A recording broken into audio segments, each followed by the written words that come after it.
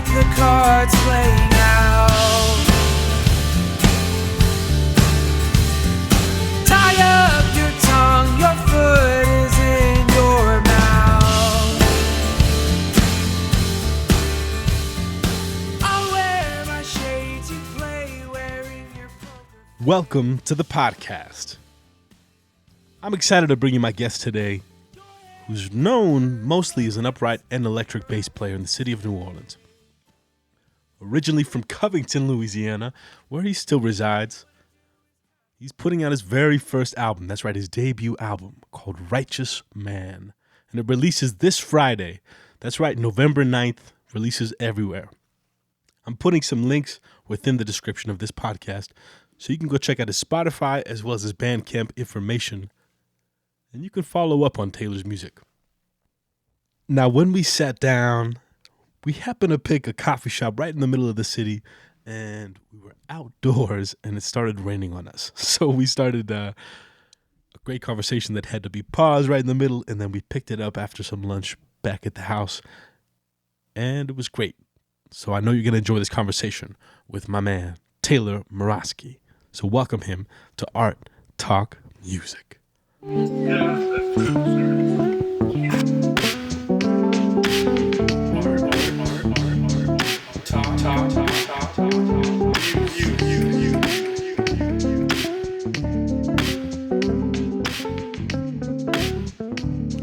What's up, Mr. Taylor Mroski? Thank you so much for being on the podcast, bro. What's happening with you? Yeah, thanks for having me. So congratulations first and foremost on your album, man. Yeah, thanks. So you got quite a venture. Can you pull that thing up to you, man? I think all musicians certainly aspire to put an album out of their own, and you obviously, everyone knows you around town here in New Orleans as a bass player, but not a lot of people, as you were writing in your bio, know that you're, a closeted, accomplished singer-songwriter and great singer and guitarist and all this other stuff that you did. I mean, you recorded this album at your house, is that right? Yeah, I did. So tell me a little bit about that, man. I mean, how the other side of music, I should say, has been coming into your life now, more publicly, I should say. Yeah, well, let's see. I've been playing guitar since around high school, and kind of just grew up playing bass with my dad. My dad plays guitar. Sick. So yeah. There was always a guitar in the house. I would noodle on it a little bit, but then I started playing it more often in high school because there's this guy named Amos Lee that I really like. He's a I love Amos. Yes, sir. Amos Lee is probably one of my favorite songwriters. I love all his stuff, and I just enjoyed. I think he was the first person that I really enjoyed his lyrics, and the first person that I was just like, wow, lyrics can be really good. And so that's kind of whenever I started getting into that. And I guess it makes sense too, because I was in high school, and that's around the time that you start to notice lyrics, you start to notice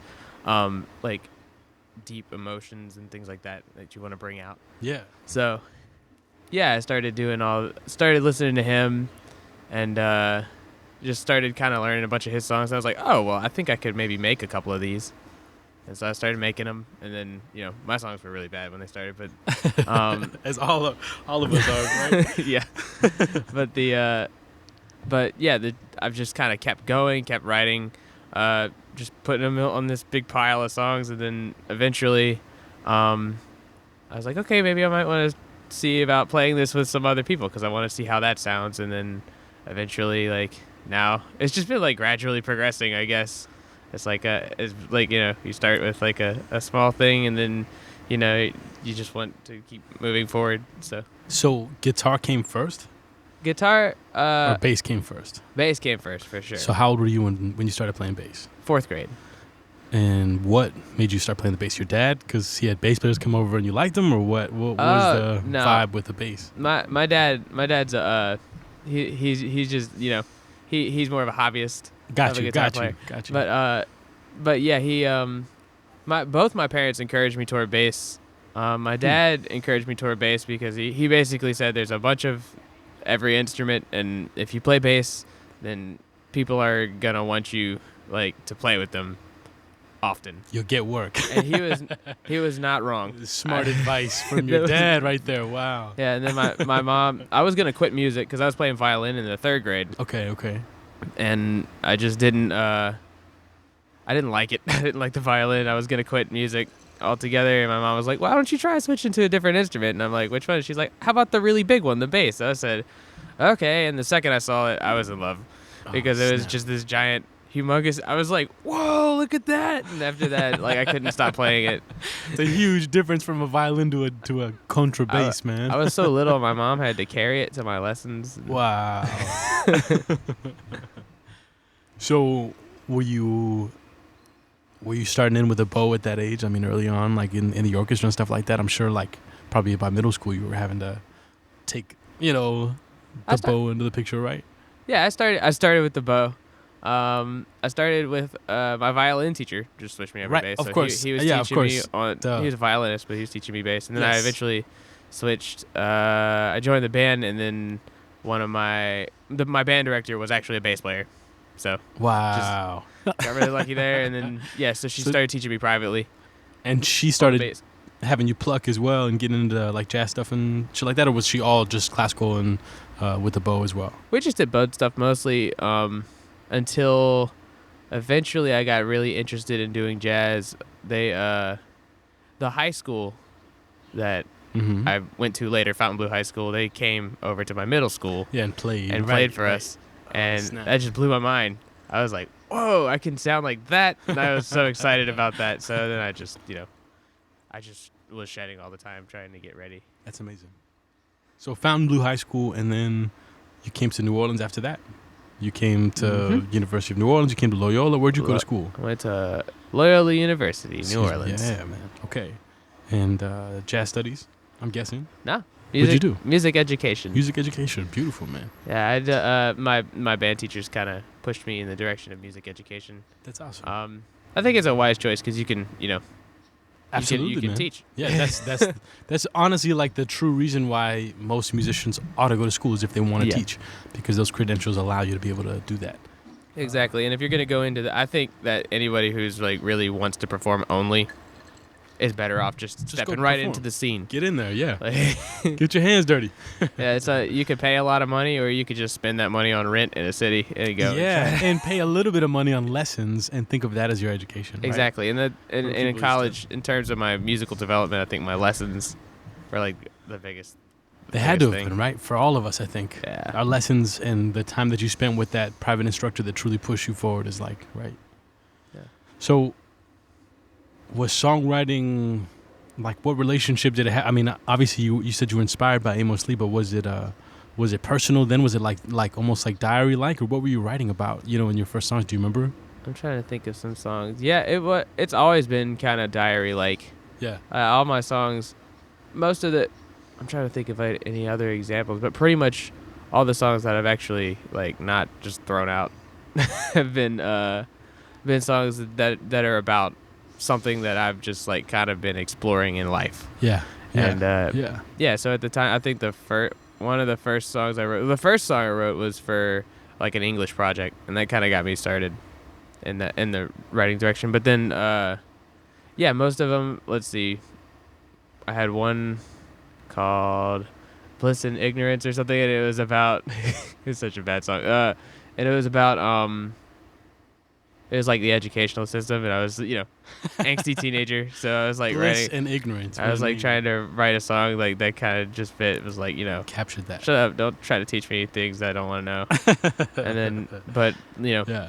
a lot of I had like a large period where I wrote a lot of songs about relationships for a long time, Yes. and then most of Righteous Man is kind of It's kind of spiritual. it's Right? it is Definitely get that sense from it, especially the title track "Righteous Man." I mean, you're talking yourself about your trials and tribulations through life, and are you a righteous man, or to be a righteous man? It is this, right? It's like tell me about that. I intended it sort of as an ironic title, in the idea that I would not consider myself to be a righteous man. Mhm. You'll see the title, and then the first song you hear is like the whole hook of the song is "I'm not a righteous man." Mhm. So basically I just kind of like I don't really believe that I'm capable of being like a truly righteous man, like a real pure righteous man. I believe in that there is like a perfect standard. Like you can be like you can't be a perfect person. Yeah. You know, I hope to become that, but that's just not what I am. You know, I deal with all kinds of sin and struggles in my life. Yeah. It's interesting to like hold yourself to that high, to righteous. You know what I'm saying? To like the perfection, and to define that and hold that as opposed to bending the definition to be like, I'm mostly righteous. You know what I'm saying? Yeah, I don't. It's just you hold yourself up. That's right? true. Yeah, and I just, you know, I'm a Christian, so Sure. like sure. I believe that Jesus was perfect. So, like that's who I want to emulate is try to go in that direction, and that the whole idea is that if you check out the first song is Righteous Man, Mm-hmm. so that's like kind of like that's almost like a cry out in that direction, just like, whoa, look at me, like, oh my gosh, and that's like the first like half of the record. So there's Righteous Man, there's the next song, Teach Me Not to Lie. Mm-hmm. There's a, what is it, is it in Jeremiah? I think it's in Jeremiah. It says, please, I think, hold on. Yeah. Anyway, it says, the heart is deceitful above all things. Who can understand it? I, the Lord, search the heart and test the mind to give each man according to his ways, according to the fruit of his deeds. So basically, you know, that kind of, I think, kind of is like a cool jumping point for that song, where it, like, I can be trying to do the right thing, so to speak, but at the end of the day, like, my heart can still deceive me, and I can still be doing the things, Sure. you know, that I feel are right in the moment, but really I'm just like, you know, lying to myself to try to reach something that I want, rather than what is best for the world and best for the Lord. And then there's like the next song with it, Righteous Man, Teach Me Not to Lie. Contemplate, complicate? No. Who am I gonna blame? Yeah, so that's another one where it's like, instead of worrying about like the way that I'm looking at myself, then that's like where I start to project, you know, my problems on other people. Yes. And be like, okay, well, and that song also kind of ties in a little bit with like my life after I finished school too. It's kind of like, you know, I've been given all these things, and I've been given a very blessed and like good life, I think. Yeah. And so it's like, at what point, like, now I have nothing. There's nowhere for me to like point the finger if I do, like, if I turn out like bad, or if I do anything wrong, or if I, you know, end myself up like living homeless. Like, at the end of the day, that's on me. Now, what about Contemplate, Complicate? That's a cool title for a tune. Like, was that? That song is that song's kind of, it's about, it's kind of, I guess, on a surface level, about like kind of love games, and like whenever you meet someone and you're just like talking with them, and it's just like, you know, you both have the wall up. So that's what the song's about, the wall, and just overcomplicating the way that you approach people, and you know, so I'm trying to think. Yeah, I have to go through all my lyrics to figure out what remember. Sure, man, I have the same experience. But yeah, it's just it's kind of about that that kind of wall you put up with other people, in a general sense as well.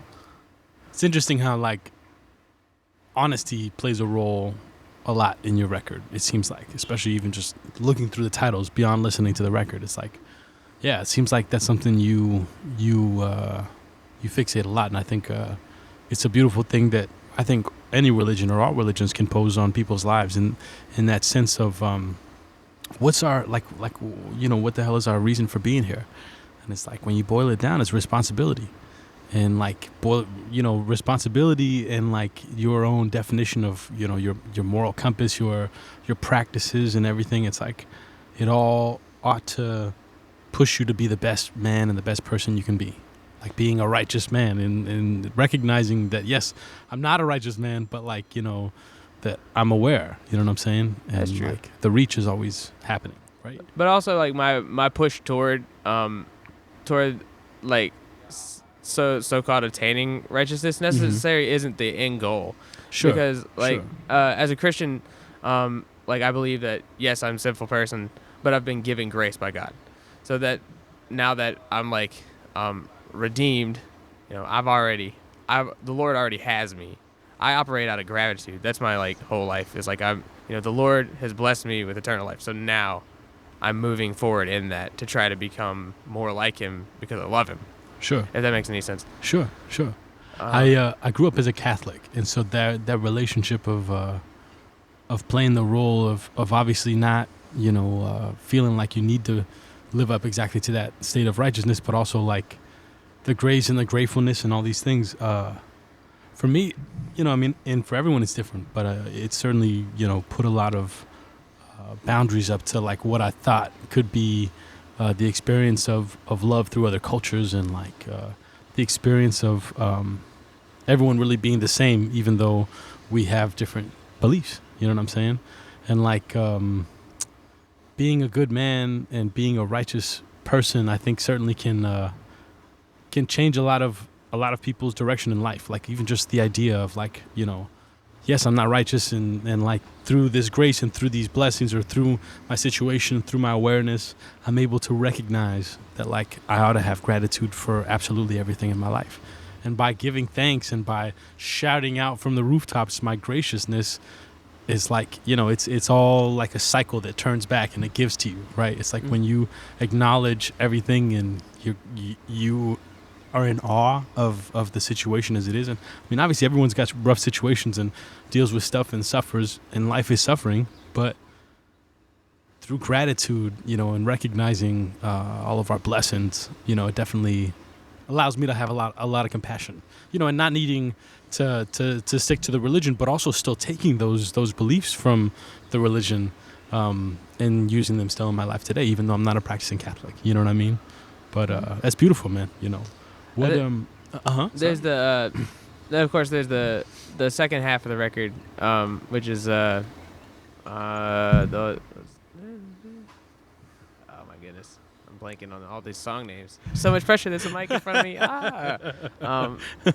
Yes, No One Likes to Feel a Broken Heart, and Sink My Roots are the last two, and they're kind of like, I think, the more hopeful of the songs. The first half I tried to organize to be, kind of like a falling on your face and like kind of not, I don't want to say despair, kind of a desperate sort of way. And then this the last two songs are kind of about the opposite, where you of humility and submits to the Lord. So No One Likes to Feel a Broken Heart is basically about that point when you just go, oh no, like if I just keep doing this and I keep digging my heels down, then it's just gonna keep going this same way of just like spinning my wheels. And then the last song is about submitted, and it's actually, if you look at it and you look in the liner notes for the I was gonna say lyrics? in the book of Matthew, if you look at it, that song, all the verses are just built off of the parable of the sower. Interesting. No shit. Okay. It's literally just I just took the chorus, I wrote the chorus, and then whenever I was doing the verses, I was like, I want it to be like the parable of the sower, and I was like looking at it, I was like, wait, why don't I just so I just kind of like reinterpreted and reworded the parable of the sower into those two long verses that are in that song. This is beautiful, man. So with having such an interwoven story with Christianity and specifically with the Bible, would you consider the record in some way like Christian singer-songwriter pop, or like Christian singer-songwriter music, or would you don't even like that title and you're just trying to think about it just as a message and just as a music and a genre? Someone can call it Christian or not Christian. It doesn't bother you? It doesn't bother me either way, because I mean, I'm a Christian, so that's me. Right. So without a doubt. Yeah. So whatever happens with the way that the record's labeled, I'm fine with that. My goal was that someone who is a Christian would look at that and be like, "Hey, this is a very Christian record." Like, whoa. And then someone who isn't a Christian be like, "Wow, is this Christian? Wow, it's kind of deep. I kind of like this." And it, I just yeah. That's an interesting. It's an interesting way to put the message out there, right? Yeah, I want to try to find a way, lyrically speaking, to just kind of like to toe the line, to draw someone into the faith, rather than to just kind of like lay it out. There's enough people out there who do, praise and worship music, which I take a lot of part. I play in church and all that stuff. Sure. And I think that a lot of people just won't listen to it because of what it is. And I think that, I just wanted to find just kind of just be myself on the record and just be who I am, and Yeah, you certainly are, man. And it's surprising to hear you singing so high, man. I was like, damn, Taylor, get it, man. You're singing all kinds of stuff on the record. Now you've got a lot of other instruments on the record. Are you playing everything on the record? Who are the other people on the record? Tell me. Man. I played. Let's see. My friend. There's me. I play guitar and voice and bass. All the bass on the record's me. What else? Some of the keyboard stuff. All of No One Likes to Feel a Broken Heart is me. Mm-hmm. Then, small things, auxiliary percussion, some keys, and then I'm really bad at piano. So I asked my friend Curry, who went to Loyola with me. Nice. He moved back to Washington State, and so I just I gave him a call. I said, "Hey, you want to be the keys on my record?" He said, "Yeah." Yeah. And then he sent me some tracks, and then he sent me some edited tracks, and he's on there just by Beautiful, email. man. I just think that's so cool. Like, I didn't even have to see him or anything. The age of technology. We just right? talked about it. Yeah, and then ta-da, he's on my record. It makes me so happy. Oh, and my friend Jake Hickey is also a keys. I went to his house and recorded organ for Righteous Man. That's all the cool Geeks Done and Corey Henry stuff at the end of that. Yes. Like, that's Jake Hickey. Awesome. And then my friend Wesley Menino is the drummer. And Beautiful, man. Wesley's great. We've been friends since high school. We went to school together. Is he a Mandeville guy as well? Living there still, or is he living? I think he lived in Slidell for a while. I think he was commuting. Nice. Okay. To Fontainebleau because the music program was pretty strong, so he would make the commute. He lives in New Orleans now. Gotcha. So do you see yourself putting out a record down the road of swing, of like jazz, of maybe not necessarily swing, but just like you playing upright and doing like leading a band that way, as opposed to this? Or do you see your next record being a continuation? Because obviously it sounds like you've got still a stack of tunes that you didn't pull out from the ones that you pulled out and put on this record, right? I have a bunch of stuff, still songs that I want to keep doing. So you're thinking about continuing in this fashion? Yeah, there might be that's awesome. with the Kickstarter, I actually overfunded. Woo! So nothing wrong with that. I'm so happy about that, but that also might Thank you leave for the me a support. little bit of room to maybe release a little bit of something. I don't want to. Awesome. Maybe I shouldn't be making promises on a live interview. But that's kind of. I'm hoping to release some singles and stuff like that, and Yeah. I would love to keep writing songs and just keep honing into that craft. Yes. But they're kind of two sides. I don't want to give either one of them up and move away from either one, because I love to play jazz. I play jazz here all the time. They seem like to be both a part of you. It's like one's the more personal side and the other one's the more business side, as well as like a love side, I'm sure, Yeah, I think that is kind of like a way to put it. It's just like the songwriter I like to describe as like a habit. It's just like I just keep doing it. Interesting. Okay. All right. And I'm like, okay. As a here's healthy another. habit, man. It's been healthy for me, I think. It's a lot less expensive than a psychologist, right? It's true. That's beautiful, man. Now, where do you see yourself in 10 years, man? You see yourself still here in New Orleans? You see yourself maybe morphing in some way and becoming like an Esperanza Spalding, where you're like now not Here we go. you have no boundaries, right? You're No. like singing and playing everything. I would explode if I tried to play like that. Yeah. I'm not sure. Since I graduated, I just took I finished music ed and I student taught, and I had like the cushiest, best student teaching job. Teachers were nice, kids were amazing. Teaching just wasn't for me. So Interesting. Teaching in a classroom setting wasn't for me. In that classroom setting, what was that? Middle school, high school? Sorry. High school. Got you. But I didn't really enjoy. I just really want to give people, whenever they don't understand something, the full attention that they need, and it's hard to do that in a large classroom setting, and it just frustrates me so much. And anyway, Yeah. long story short, I forgot what I was talking about. You said where do you see where do you myself? see yourself in 10 years? Oh yeah. I just kind of like have been taking the approach of just keep pushing buttons, keep trying new things, Yeah. keep and just wherever the direction seems to be, working, we're just gonna keep doing that. Go that. Yeah. Because I just wanna, I'll be happy just to play music, and I would love to just be able to, be alive because I'm playing music. That's my goal, is to just be able to make a living doing it. And so whatever I can do, That's awesome. I'm gonna do it. You see yourself having a family, getting married? I don't know. I hope so. Yes. That might be tough with touring. So Sure. I might have to wait on that Sure. until I finish touring, or until I find someone who's like, Right. okay with that. Sure. Sorry, Mrs. Mroski. Yeah, it's gonna be a pretty interesting. I'm excited because I'm just starting to get to the point now where the songwriter thing's starting to take off a little bit, and and also the jazz stuff is starting to take off. I've been on the road. That's where we met. I know, man, in New Mexico. In New Mexico, while I was on tour with Willie Green. Yeah, man. I don't know. I'm just happy. I'm excited.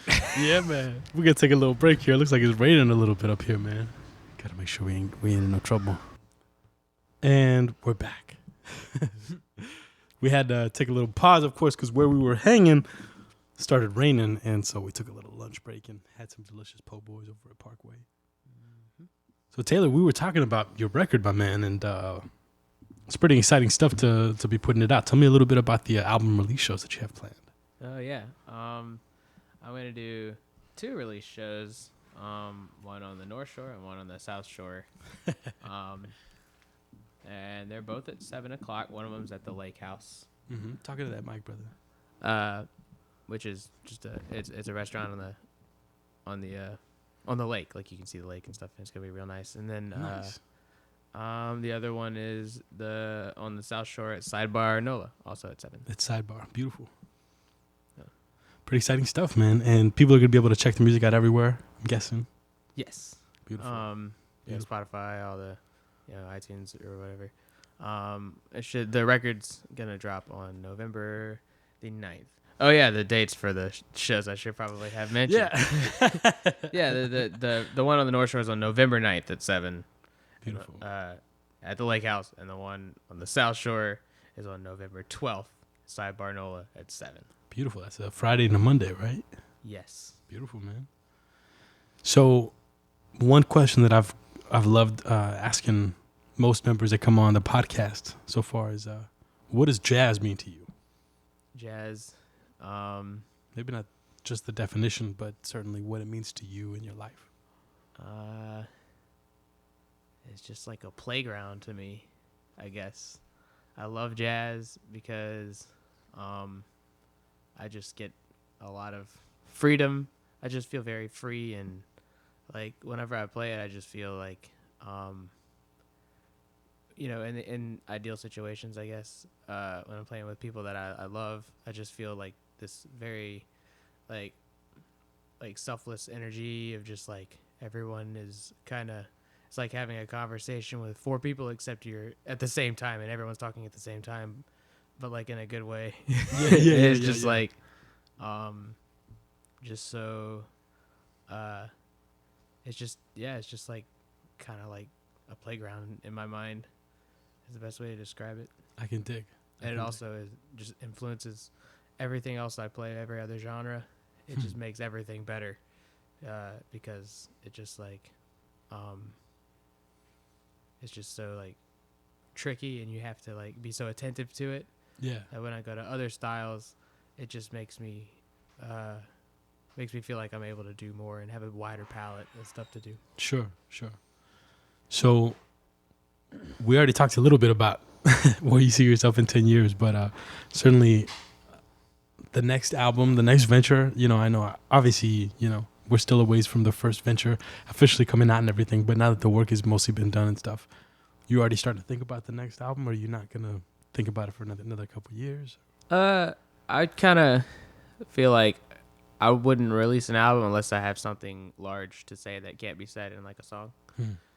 And right now I think a lot of my other songs can stand alone. Until I have like a collection of stuff that works together. Like another whole album isn't on my mind, but I want to release like I want to just like release singles and videos and stuff like that, and just try to like just keep making stuff until like something big and cohesive comes along again, and then I might think about doing another record. That sounds great, man. I like that. It's definitely something that, you know, a lot of artists think about is like, well, you got to be constantly putting stuff out. You got to constantly be out there in the media and stuff like that. And of course, I mean, there are the songs that can stand by themselves, but if you don't have something to say, then don't say it at all, right? It's like that saying is probably the one attribute that I put to why my album took so long to get out. You know, I didn't put my first album out until I was 27, and I'm glad I waited, you know, because I needed that time to really kind of grow into the experiences that the songs were talking about, and in some way, like, be able to look at them maturely and not just, you know, write like a diary, but like, you know, actually, it's like Jackson Brown, great singer-songwriter I love, talks about how when he wants to figure out how he feels about something, he sits down and writes a song about it. And it's definitely true, because, you know, you sit and you really work through the lyrics and stuff like that, you know, and you work it out. And I know you said Amos Lee was a big inspiration for you early on as far as your songwriting stuff goes, but who are some current inspirations as far as maybe lyricists or just songwriters in general you love? Let's see, who do I like? I like this guy Michael Kiwanuka. He's really good. Who else?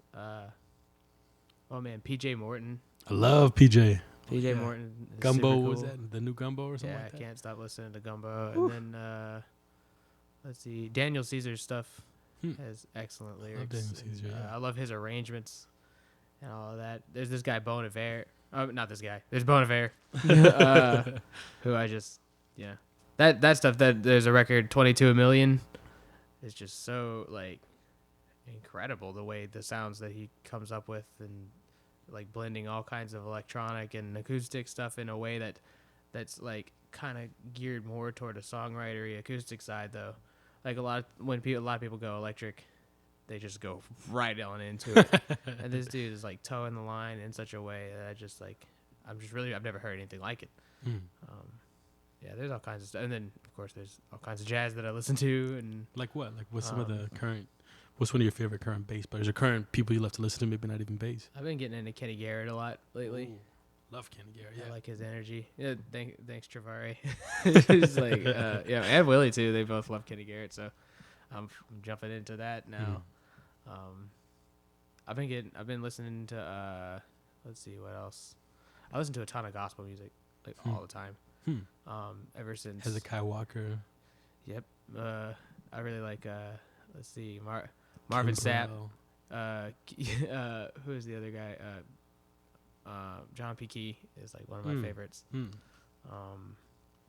Gospel music is just from a Christian standpoint, from a bass player standpoint, from like all around, right? Really, it's just like it's the genre that I feel like was just like made for me to like listen to and enjoy. That's awesome. That's awesome, man. So, you got anything coming up maybe towards the end of the year you want to let the people know about? Anything musically exciting you got coming up? I know you just went to an amazing, you had a little tour, but you just went down to Costa Rica as well and got to play some music down there. You got anything exciting coming up later part of this year or next year? Man, I gotta think. I don't know. To be determined. To be determined. I'm going to do some worship leading and stuff like that at a camp, like a summer camp this summer. Nice. So that's going to be like 3 months out of the year I do that.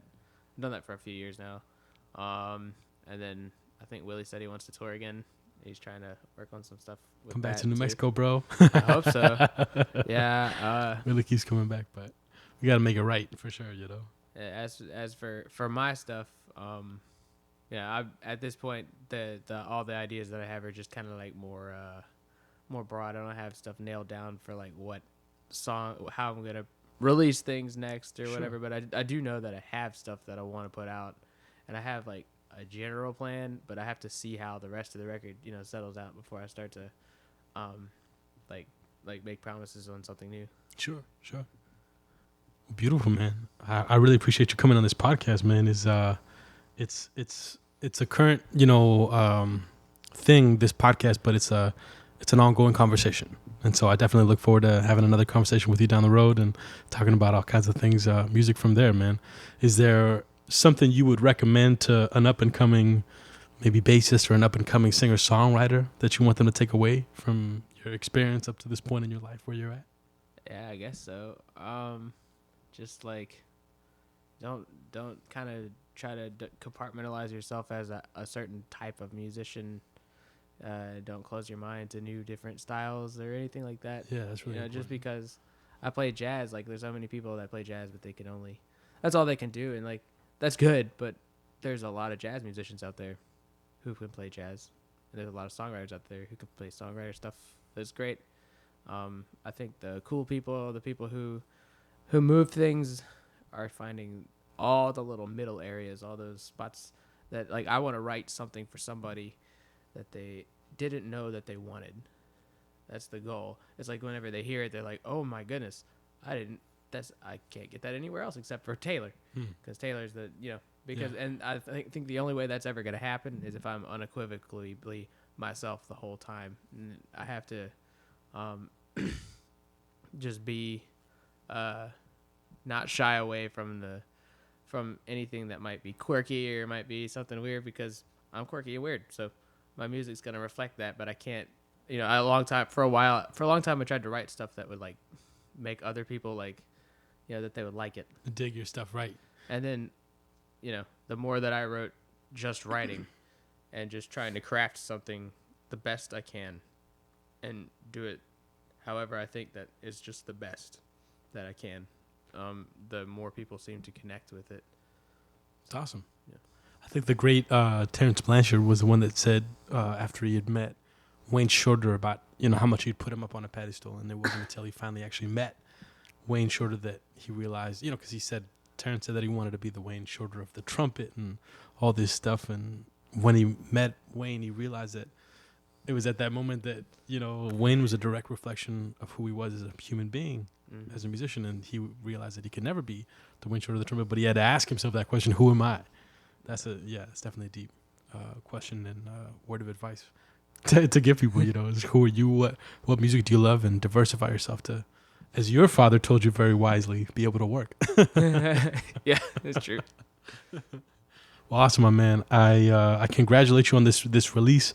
This podcast is going to tail the release, or it's going to come out a little bit before the release of your album. So thank you in advance, I should say. We're recording this here now in October in New Orleans, but I'm sad that I won't get to see the album releases. I'm sure they're going to be great, and look forward to seeing you down the road, my man. Okay? Oh, thanks for having me. Absolutely. Awesome. Until the next time, my man. That was the episode. Thank you so much for listening. Now, as I mentioned at the beginning of this show, I'm definitely going to play Mr. Taylor Mroski's single, which is called Righteous Man. It's the title track of the album. And another song which I absolutely loved, so much so that I played it as the intro. And that'll be the last song, called Contemplate, Complicate. Of course, definitely go follow Mr. Taylor's music by following the links. And thank you, Taylor, for being on. Enjoy Righteous Man.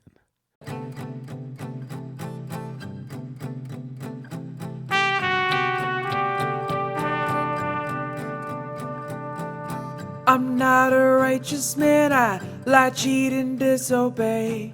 Make promises to God and to come back the same day. If I was a righteous man, I'd keep promises I make. I wish I was a righteous man, but Lord knows.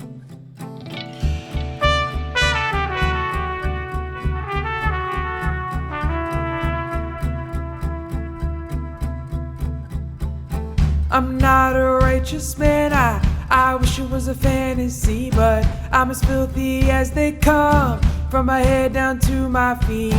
If I was a righteous man, I'd always be fresh and clean. I wish I was a righteous man, but Lord knows, Lord knows. Who do you think I am? I'm not a righteous man, I'm not a righteous man. Who do you think I am?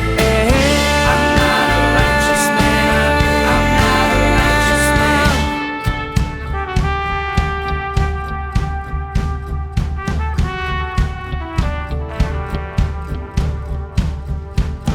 I'm not a righteous man, but I do bad things so well.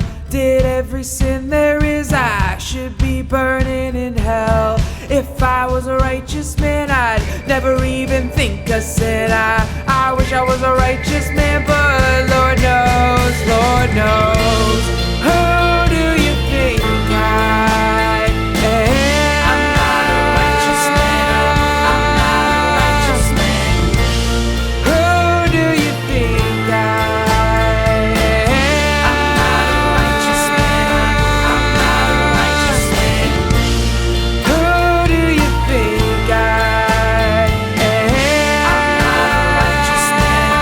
I'm not a righteous man. Who do you think I am?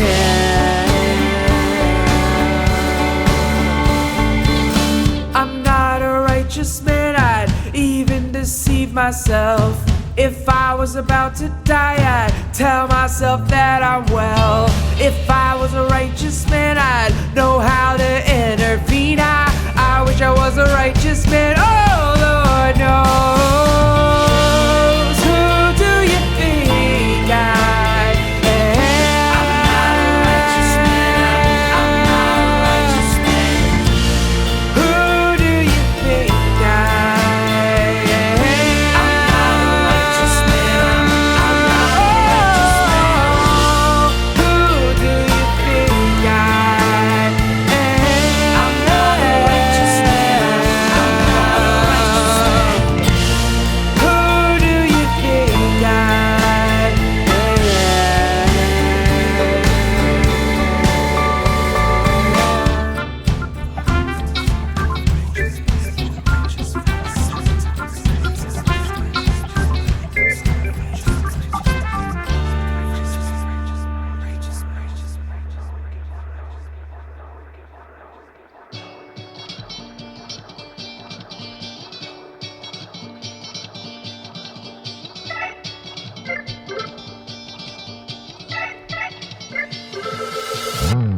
Lord have mercy on me. Lord have mercy on me. Lord have mercy on me. Lord have mercy on me. Lord have mercy on me. Lord have mercy on me. Lord have mercy on me. Lord have mercy on me. Lord have mercy on me. Lord have mercy on me.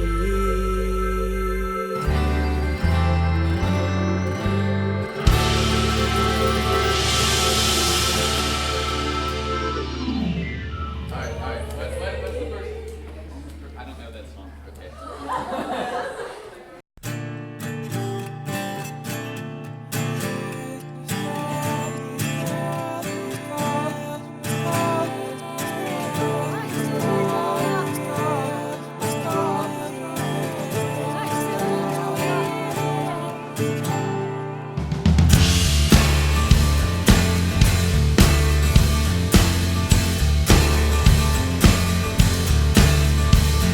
Shuffle your feet just like the cards playing out. Tie up your tongue, your foot is in your mouth. I'll wear my shades, you play wearing your poker face. Your hand covers your lips, figure out what to say.